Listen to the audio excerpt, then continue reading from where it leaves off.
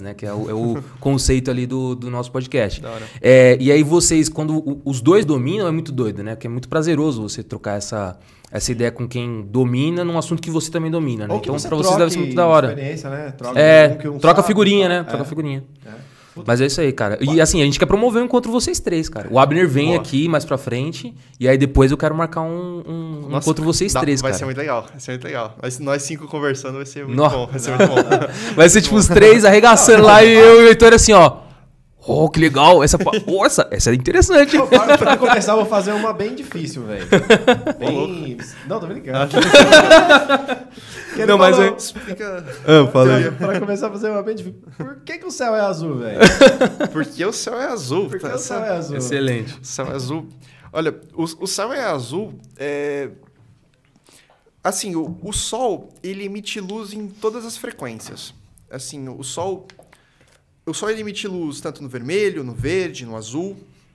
Então, todas essas frequências chegam aqui pra gente. Quando todas as frequências chegam juntas, a gente enxerga o branco, né? Nosso cérebro interpreta branco, quando vê todas as frequências chegando juntas. Só que as frequências maiores, que tem um comprimento de onda menor, que é no caso o azul, elas se desviam mais respectivamente ao tamanho das moléculas da atmosfera, que é basicamente nitrogênio e oxigênio. 70% nitrogênio, 30% oxigênio na atmosfera da Terra. E aí essas moléculas, assim, quando a frequência do azul chega, ela se espalha mais do que as outras frequências, do verde, do vermelho. Então, quando a gente olha para a atmosfera, o que a gente está vendo, na verdade, é um espalhamento de luz. É o espalhamento da luz azul, porque tem uma frequência maior, que se espalha pra caramba e a gente vê, nossa, beleza, o céu é azul, por conta das moléculas que tem na nossa atmosfera. Ele nem sempre foi azul. Aí é curioso. O céu ele já foi verde, já foi mais esverdeado, quando tinha mais enxofre. Enxofre é uma molécula maior. Como é uma molécula maior, aí o verde, que tem um comprimento de onda um pouco maior, ele já se desvia mais por conta disso. Ele se destaca mais, no verde exatamente, aí o verde acaba se destacando mais. Agora, depois de todos os processos de fotossíntese, o Abner que fala muito bem disso, mas a biologia, as plantas, os seres vivos, eles mudaram a composição da atmosfera da Terra. Não foi só um processo só geológico, foi um processo também biológico. E aí a gente os seres vivos transformaram a atmosfera da Terra, os fotossintetizantes, e agora tem muito nitrogênio e oxigênio. E aí, por conta disso, as frequências, os comprimentos de ondas menores acabam se desviando mais. Então, quando você olha, você vê, na verdade, um maior desvio do azul. Aí, no pôr do sol, você vê... Era isso que eu ia perguntar, já tô falando. Já ia perguntar. É natural, né? É intuitivo a gente pensar nisso, né? Pensar, pois, por que no pôr do sol fica laranja, né? Porque, assim, imagina que aqui está a Terra, e a gente está aqui e o pôr do sol logo fica bem para cá. Então, tem mais atmosfera entre o caminho do sol até o seu olho do que quando está no meio-dia. Tem mais ar nesse caminho. Como tem mais ar, o azul se espalha mais, então meio que acaba tirando o azul da nossa visão e a gente acaba vendo o vermelho, o laranja, por conta disso. Porque o sol está emitindo luz em todos os comprimentos de onda.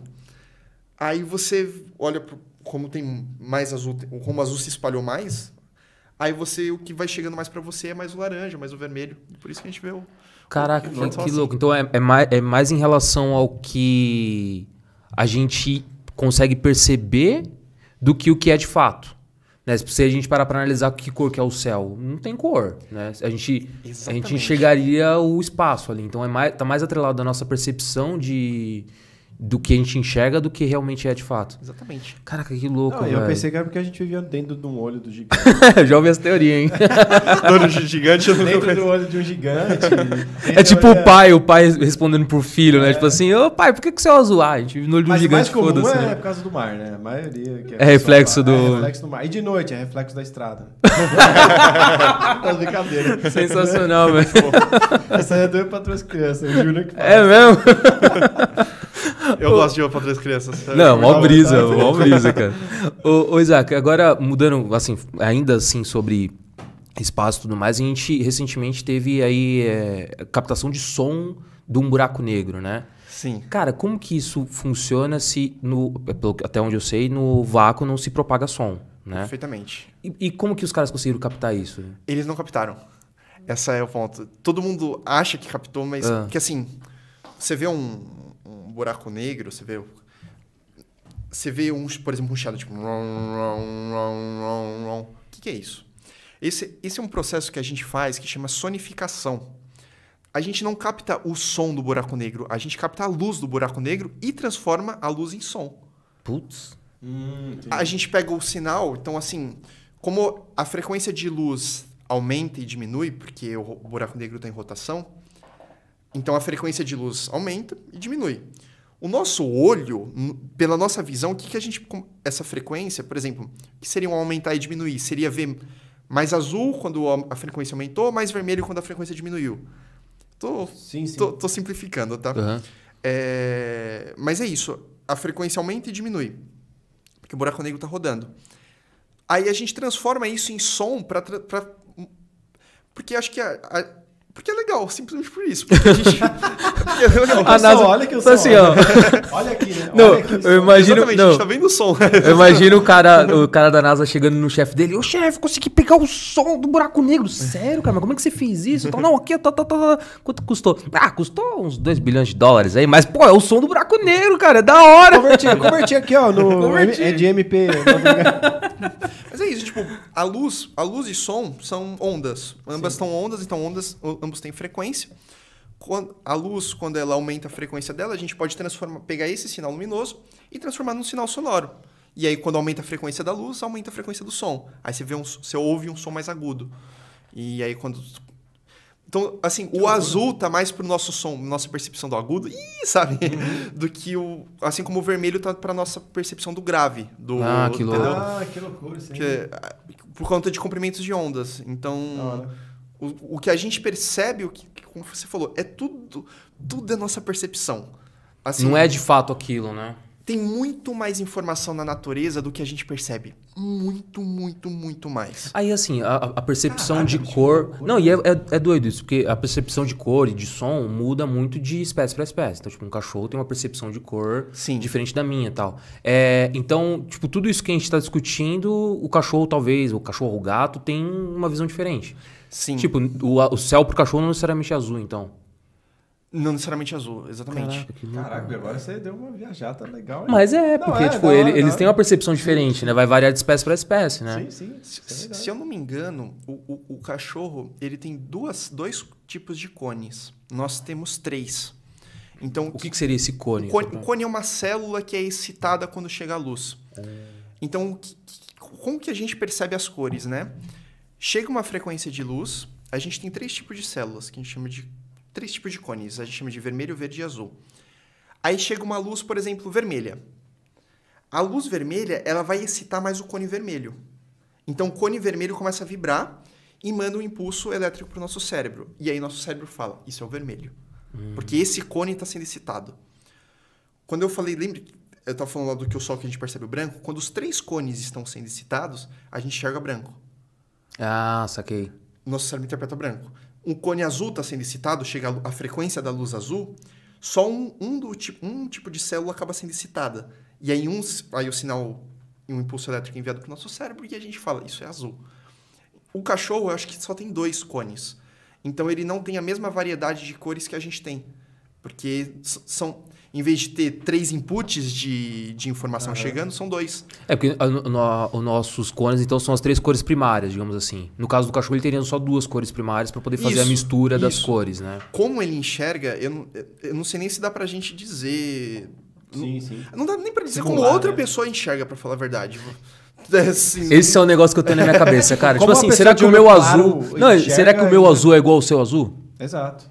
Tipo, não, a minha percepção... Com certeza não, que sempre eu falo que é laranja, a pessoa fala amarelo. Então eu acho não, aí é daltonismo, cara. Não. Aí você tá fugindo de um padrão. Você tá fugindo de um padrão. Não, mas é amarelo, velho. Você já fez teste de daltonismo? Não.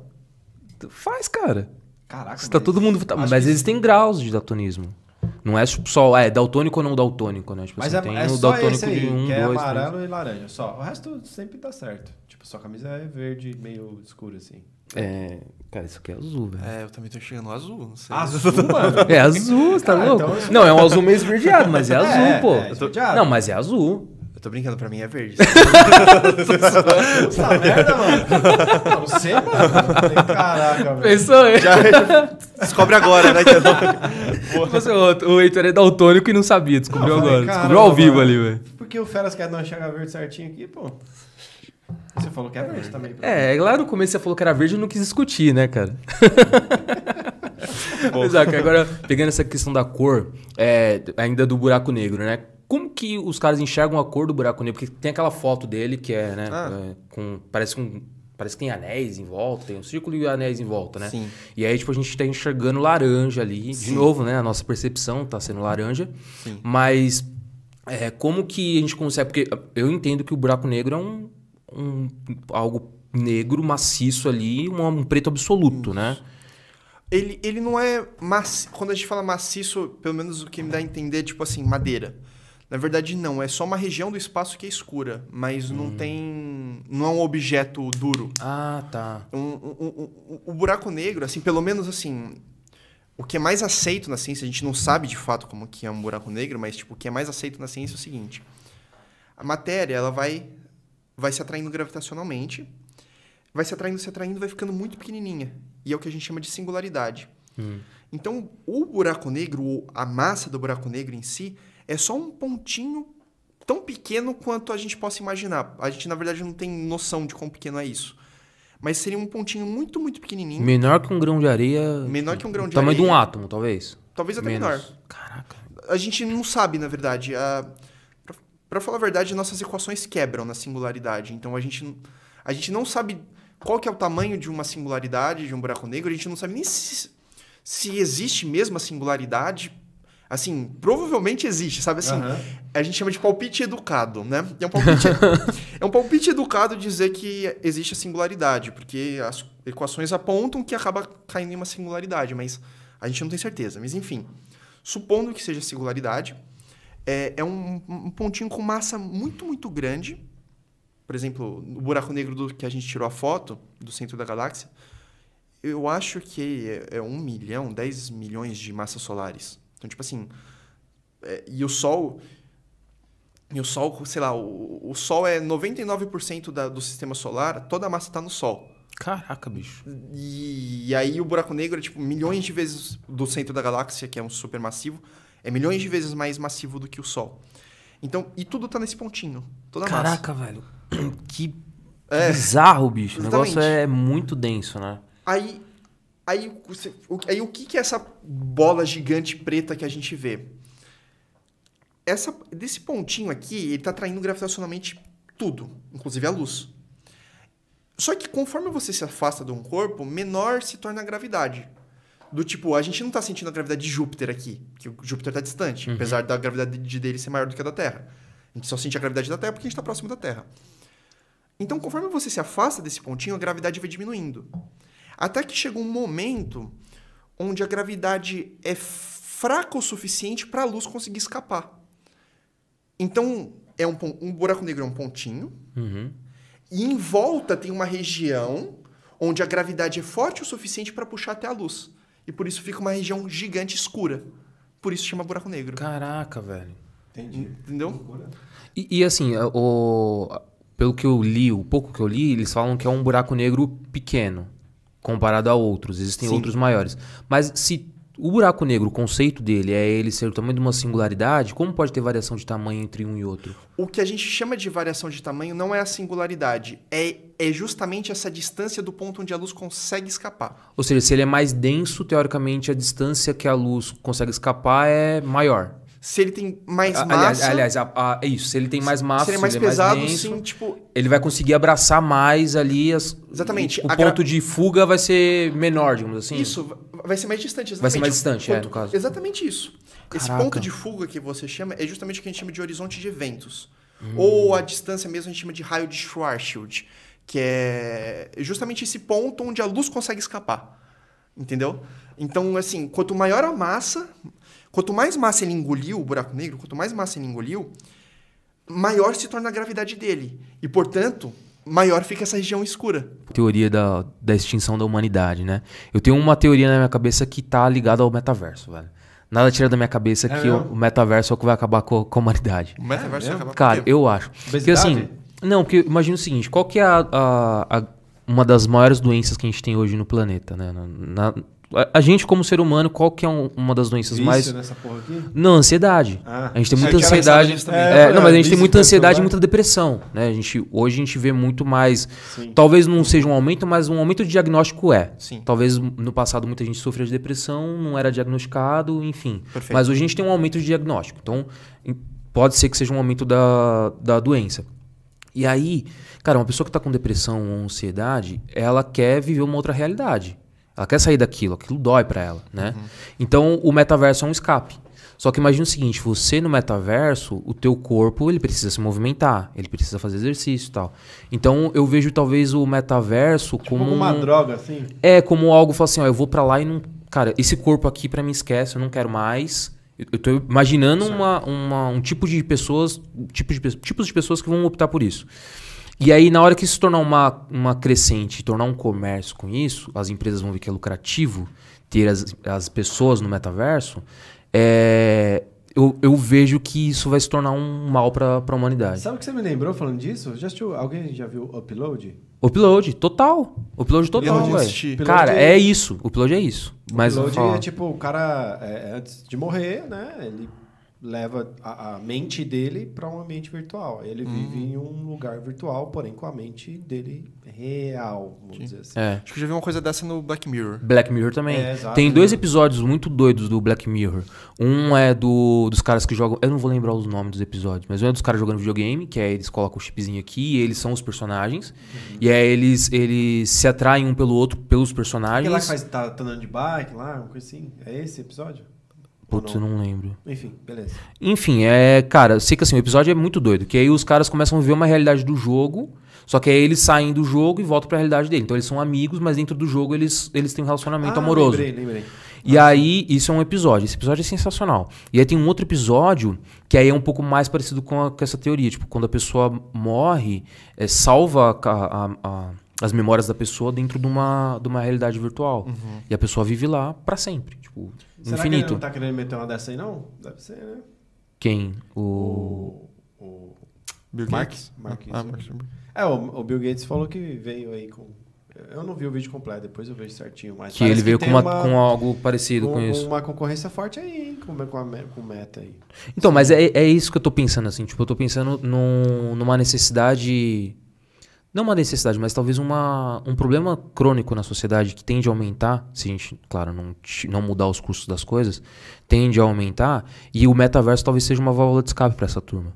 E na hora que o comércio começar a entender que isso é rentável e que eles podem vender em grande escala, cara, vai ser um monte de gente vivendo no metaverso, né? E aí começa o problema, a pessoa saber dividir, né? O momento de parar, falar, não, hoje... Deu minha cota de metaverso, vou viver minha vida real. E o cara que não vai parar. E vai ter um monte de gente que vai ser isso. Que vai ficar preso lá dentro. Tem isso com videogame também já hoje em dia, depende. Né? Se você conseguir ganhar dinheiro dentro do metaverso, talvez a pessoa saia. Mas vai ser forçada a sair.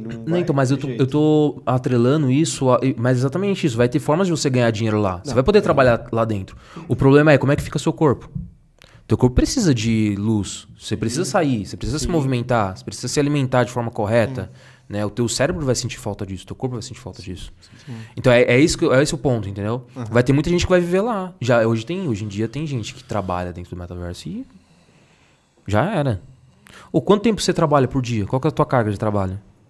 Depende do dia, bicho. Então, cara, no mínimo aí umas 10 horas no escritório ali fácil, saindo pra almoçar, tal, mas, cara, imagina você 10 horas dentro do metaverso, com 8 horas de sono. Cara, o que você viu do dia da vida real? Quase nada, velho. Que parte você passou dormindo, outra parte você passou dentro do metaverso. É isso aí. Então invista seu dinheiro e... Invista seu dinheiro pra acabar com a humanidade. Pra você ter seus dividendos aí, pra você não precisar trabalhar pra ninguém. Ô, Isaac, agora pensando na questão, voltando um pouco no buraco negro, né? Que eu estudei um pouco buraco mais. negro, viu? Caraca, bicho. Cara, o primeiro buraco negro foi visto em 2019. São os registros que tem em 2019. Sim. Como que a gente sabia da existência deles antes, assim, tipo... Ah, tá. Boa pergunta. Assim, o próprio buraco negro do centro da nossa galáxia, que foi o que a gente viu esse ano, a gente já sabia da existência dele vendo as estrelas se movimentando em torno dele. Tipo assim, é um buraco negro? Sim, porque qual que é o conceito, né? A gente viu estrelas se movendo muito rápido e, assim, estrelas são muito massivas. Então, tipo assim, é muito difícil acelerar uma estrela. Você precisa de muita força. Certo. Muita força gravitacional.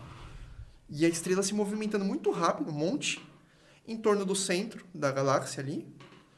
E aí a gente viu o movimento das estrelas e falou, mano, tem alguma coisa ali. Tem alguma coisa ali que não tá brilhando e tem uma gravidade absurda. É um buraco negro. Sim. Tipo assim, a gente prevê que é um buraco negro pensando nisso. Tipo assim, um corpo... O que é um buraco negro? É um corpo escuro com uma gravidade muito forte. Foi exatamente isso que estava no centro da galáxia. Entendi. Então, tipo, a gente não enxergava, mas enxergava um movimento similar com o que um buraco negro faz. Tipo, é que na ciência, assim, a gente não necessariamente... Não tudo que existe é o que a gente vê. Ah, perdão.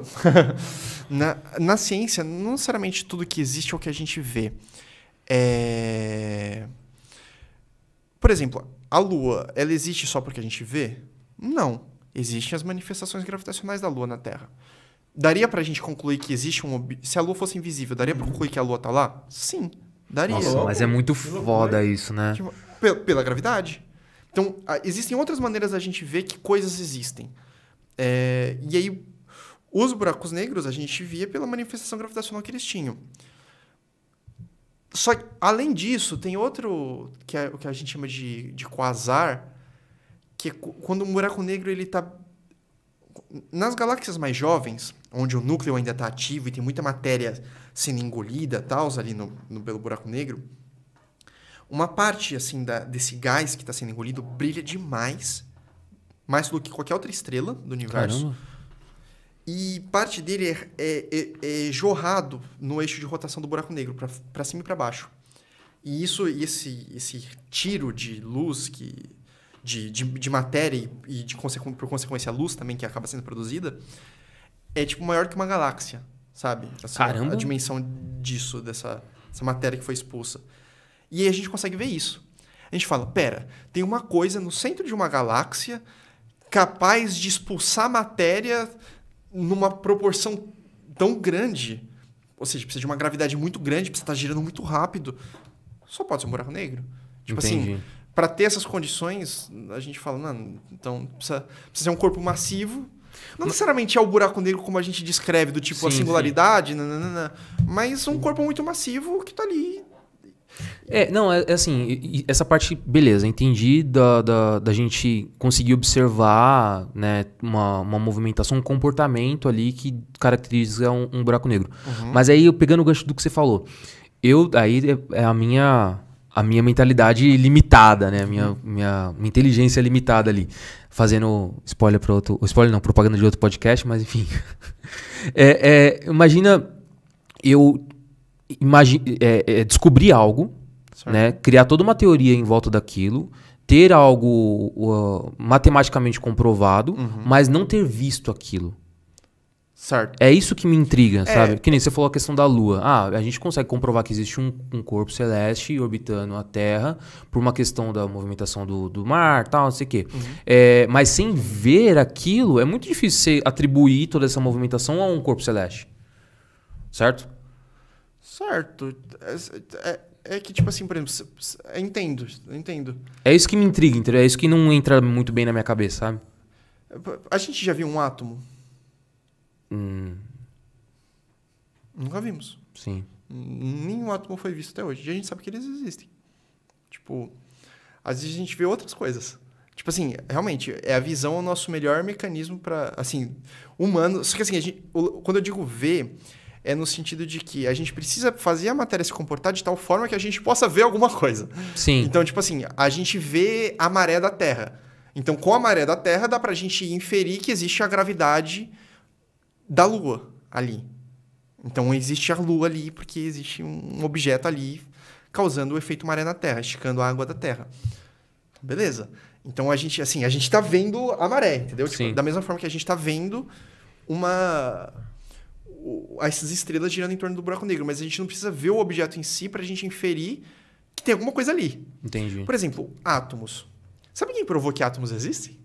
Boa. Adivinha? Eita. Einstein. Também. Einstein. Também. Ninguém nunca sabe disso, que tipo, a gente fica mais voltado para relatividade, né? Pro Einstein, mas Einstein, no mesmo ano que ele falou da relatividade, que ele escreveu um artigo sobre relatividade, ele escreveu um artigo sobre E igual a mc², ele escreveu um artigo que foi o artigo que deu Nobel para ele do efeito fotoelétrico, que foi o único que deu Nobel para ele, e ele provou que átomos existem. Que louco. No mesmo ano. Ano agitado esse, hein, cara? Idade. Caraca, bicho. Ele tinha a minha idade, ele tinha 26 anos. Como eu me sinto? Um merda, né? Mas Jesus com 5 anos já era Jesus. Excelente, cara. Muito boa. Muito boa. E aí o Einstein, como que ele provou que os átomos existem? Movimento browniano. Ele observou no microscópio que partículas, elas se batiam entre si. Tipo assim, pensa em pólen, sei lá, uma coisinha, partículas bem pequenininhas, bem leves, e elas se comportando como se estivesse numa mesa de bilhar, batendo. Ou seja, existiam coisas ali que eram invisíveis, mas que estavam concentradas em um ponto. Isso é um átomo. Caraca. A gente nunca viu um átomo, mas a gente sabe que ele existe. Sabe que existe. A gente nunca viu um átomo, mas depois do experimento de Rutherford, que ele atirou partículas em uma folha de ouro, ele viu o seguinte: um monte de partículas atravessou. Partículas alfa, né? São núcleos de hélio que ele disparou na folha de ouro. 99% atravessou, foi reto. E aí algumas partículas se desviaram e umas vieram até para trás. O que ele concluiu com isso? Que o átomo é praticamente tudo espaço vazio. O núcleo os átomos, eles são muito... Você entendeu o que eu estou falando? O núcleo do átomo, suponha que seja o tamanho da minha mão. Perfeito. Onde o elétron fica, que a região que o elétron fica, é tipo 100 mil vezes maior do que isso. Tipo, sei lá, maior que um campo de futebol. Caraca. Então, as partículas que o Rutherford disparou simplesmente atravessavam no espaço vazio. Porque a distância de cada núcleo de átomos entre si é muito, muito grande, comparado ao tamanho do átomo. Por isso que 99% passou e 1% acabava chegando mais perto desse núcleo. E acabou batendo e refletindo. E voltando. E voltando. Então, a gente viu outra coisa, a gente não viu o átomo, mas a gente já sabe que o átomo tem um núcleo bem pequenininho comparado à eletrosfera, né, que é onde o elétron fica. E a gente sabe porque a gente fez outros tipos de experimentos. Caraca, que louco. Então, tipo assim, ele conseguiu de alguma forma enxergar, aí de novo, que minha cabeça funciona só no olhar ali, né? Tipo, cara, eu tenho que ver e entender ali, né? Então, tipo, ele conseguiu provar fisicamente um comportamento de um átomo. Sim, tipo, exatamente. Ele é uma demonstração assim. Você fala uma inferência, você fala, bom, se essa folha de ouro estiver preenchida, se os átomos estiverem grudados, que nem um tijolinho, um no outro, todos vão voltar. Sim. Seria um maciço absoluto ali, né? Isso. Ou então, pelo menos, ela iria se romper para poder atravessar, digamos assim. Exatamente. Poderia ser isso. Aí, tipo... Mas assim, a folha de ouro continua intacta. Sim. Ótimo. Tipo, essa é uma outra inferência, tá vendo? A gente faz um monte de inferência. Tipo assim... comportamentos, né? Vários tipos de comportamentos para vários tipos de... Cara, mas é muito louco você imaginar isso, cara. Tipo assim, existem... Eu já tô brisando aqui. Falei, mano, mas quem deu o nome de átomo? Por quê, velho? Tipo, não, mas assim... Não, mas assim, é muito louco você imaginar isso. Que tipo, o átomo tem esse vazio, essa distância do... Vou aí de novo traduzindo para termos leigos, né? A distância entre o núcleo dele e a camada final dele, digamos assim. Sim. Esse vazio ser tão grande a ponto de você conseguir atravessar, né, uma outra camada que possui átomos também, atravessar sem romper aquilo. Sim. É tipo assim, é muito insano e ao mesmo tempo muito microscópico pra você entender, sim, né? É muito sim. pequenininho, né? Exatamente. Cara,